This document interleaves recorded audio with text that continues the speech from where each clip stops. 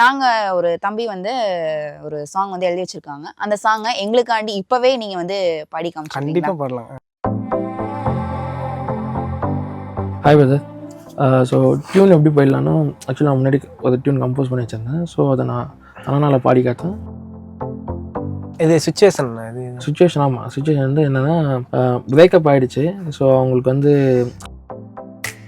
உன் ஞாபகம் வந்து போகுதடி, என் காதலும் தொலைந்து போகுதடி. டியூன் வாசி காமிச்சா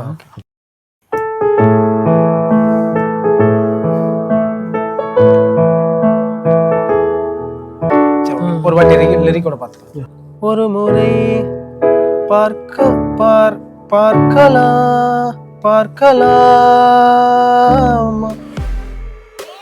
தனன்னா.